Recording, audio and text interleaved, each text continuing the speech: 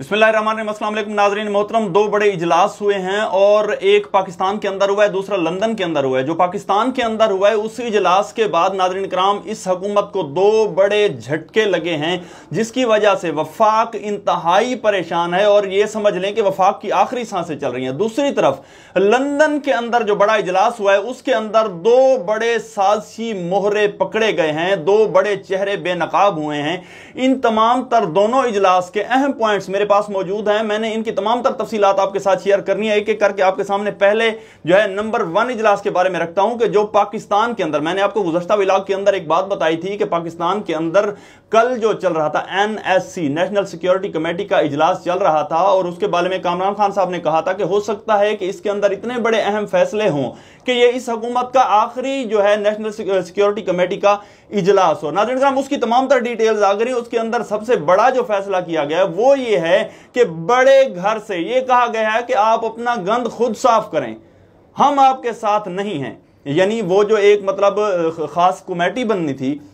उसके अंदर तहकीकात होनी थी इन ऑडियो लीक्स के हवाले से। और मजे की बात यह है नाज़रीन कराम कि इस वक्त हैकर की तरफ से जो ऑडियोज लीक की जा रही हैं उसको मतलब उसके खिलाफ ना तो वफाकी हुकूमत एक्शन ले रही, यानी गवर्नमेंट ऑफ पाकिस्तान भी एक्शन नहीं ले रही, और उसके अलावा जो अपोजिशन है वो भी उसके खिलाफ कोई एक्शन नहीं ले रही, बल्कि उल्टा पाकिस्तानी कौम हैकर को दुआएं कर रही है कि खुदा करे ये इन लोगों से मतलब बचा रहे और कुछ मजीद ऑडियोज लीक हो जाएं। अब नाज़रीन कराम उस मामले पर जो है बड़ी मीटिंग होनी थी और वहां पर एक कमेटी बननी थी जिसे तहकीकाती कमेटी कहते हैं, और वो जो है बड़े घर के अंडर उसने काम करना था, लेकिन बड़े घर ने इनकार कर दिया है। उन्होंने ये कह दिया है कि अब हम वफाकी हुकूमत का मजीद साथ नहीं देंगे, मजीद उनकी तरफ से कोई मुदाखलत नहीं होगी, ये बिल्कुल क्लियर कर दिया गया है। दूसरी तरफ नाज़रीन कराम,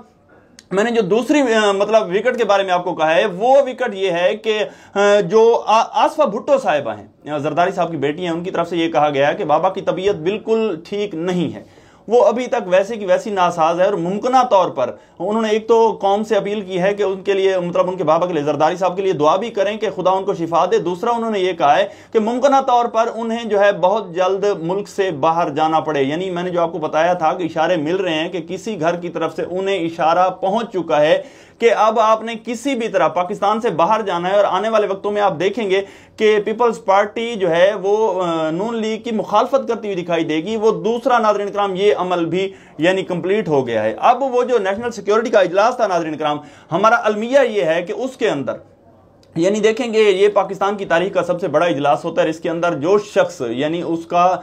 एज ए सदर था वहां पर मौजूद था, वो थे मियां शहबाज शरीफ साहब। यानी एक ऐसी शख्सियत के जिस दिन फर्द जुर्म आयद होना था उसी दिन उसने जो है वजारत उज़्मा का हलफ उठा लिया और आज सबसे बड़े इजलास का जो है लीडर बनकर वहां बैठा हुआ था। और उस पर सोने पर सुहागा कि जो तहकीकाती कमेटी बनाई गई है, क्योंकि फॉर्मेलिटी तो पूरी करनी ही थी। अब यहां पर नाज़रीन कराम एक और चीज आपको क्लियर कर दूं कि इसके अंदर एक जबरदस्त मतलब काम यह किया गया है कि बड़े घर की तरफ से यानी जहां से ऑर्डर आते हैं वहां से यह हुक्म मिला है कि आप इस तरह करें कि ये जो ऑडियो लीक्स वाला मामला है इस पर मिट्टी डाले। मिट्टी डालने वाला मामला क्यों कह रहा हूं, वो तमाम चीजें मैं आपके सामने रख देता हूं। वो जो तहकीकाती कमेटी बनाई गई है वो बड़े घर के अंडर काम करना था उसने, जबकि उनके इनकार के बाद उसको जो है वजीर खजाना यानी राणा सनाउल्लाह साहब के अंडर जो है कर दिया गया। राणा सनाउल्लाह साहब आपको पता है कि कौन है, वही जो मॉडल टाउन के अंदर मेन किरदार थे।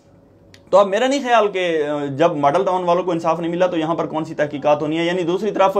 जो डॉन लीक्स वाला मामला था जिसके अंदर यानी तमाम तर किरदार सामने आ गए थे, इंकिशाफात हो गए थे कि कौन कौन मुलव्वस है। मरियम बीबी की कॉल्स उस वक्त जिसको की थी तमाम कॉल्स भी सामने आ गई थी और तमाम किरदार वाजे हो गए थे कि उस वक्त मरियम बीबी क्या कुछ कर रही थी, बाकी भी सारे नाम क्लियर थे। वहां पर भी यही सीन हुआ था कि एक अहम शख्सियत के जिसे अभी रिसेंटली पाकिस्तान भेजा गया है लंदन से, यानी मैं इसहाक डार साहब की बात कर रहा हूं, उस वक्त उन्होंने ये कहा था कि ये जो है बेटियां हर किसी की साझी होती हैं तो इनका नाम निकाल दें। फिर जो है DGISPR के ऑफिशियल अकाउंट से ये ट्वीट किया गया था कि नोटिफिकेशन इज रिजेक्टेड, यानी कोई माफी नहीं मिलेगी। जब कहा गया कि मरियम का नाम निकाल दें तो नोटिफिकेशन रिजेक्ट किया गया था। लेकिन फिर आपको बेहतर अंदाज से पता है कि मियां नवाज शरीफ साहब जो है चीजों को बड़ी जबरदस्त तरीके से टैकल करना जानते हैं। जब उन्होंने ये तमाम तर कार्रवाई डाली तो फिर ISPR जो है बैकफुट पर थोड़े से गए और उन्होंने ये बयान दिया था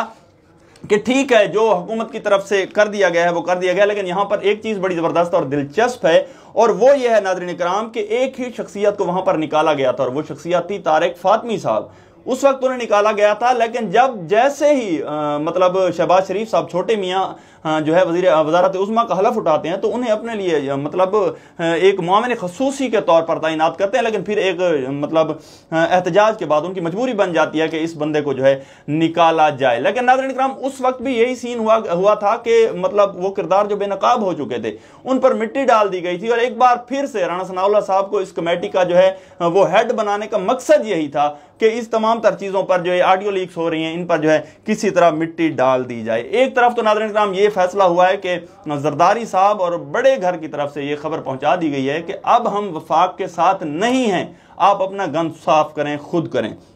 दूसरी तरफ नाज़रीन इकराम मैं जो आपको बता रहा था कि लंदन के अंदर एक जबरदस्त इजलास हुआ, वहां पर 2 मोहरे बेनकाब हुए हैं, वो मैं अपनी तरफ से नहीं कह रहा था, बल्कि ये पहली खबर जो है वो आमिर मतीन साहब की है, और उन्होंने ये कहा है कि वहां पर लंदन के अंदर किंग मेकर जो है वो एक्टिव हो चुका है, और उसके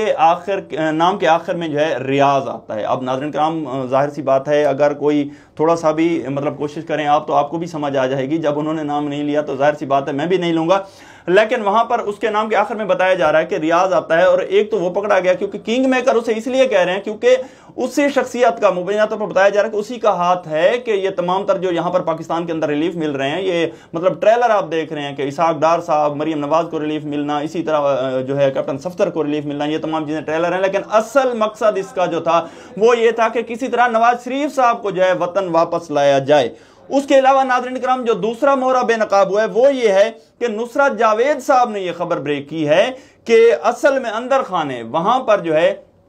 एक बड़ा गिरोह है, 3 रुकनी गिरोह है जो इंग्लैंड के अंदर जो है मुलाकातें कर रहा है, वो तमाम चीज़ें जो है टैकल कर रहा है, और वहाँ से जो है तमाम तर अहकामात जारी किए जा रहे हैं। यानी लंदन के अंदर वो 3 रुकनी गिरोह जो है वो भी तमाम चीज़ें देख रहा है, और उसके अलावा जो एक किंग मेकर है वो साथ मिलकर नवाज शरीफ साहब को वतन वापस लाने की नाकाम कोशिशों के अंदर मसरूफ है, और यही वजह है कि यहाँ पर जो है मुख्तलिफ लोगों को जो है रिलीफ मिलते जा रहे हैं। लेकिन यहाँ पर जो मामला पाकिस्तान के अंदर चल रहे हैं वो वाज़े तौर पर दिखा रहे हैं कि वफाक बहुत जल्द जाने वाला है, क्योंकि किसानों वाला मामला ही देख लें, किसानों ने अब वाज़े तौर पर डिमांड रख दी है कि हमारे मुतालबात नहीं माने जा रहे, और क्योंकि देखें मुल्क को पालने वालों के साथ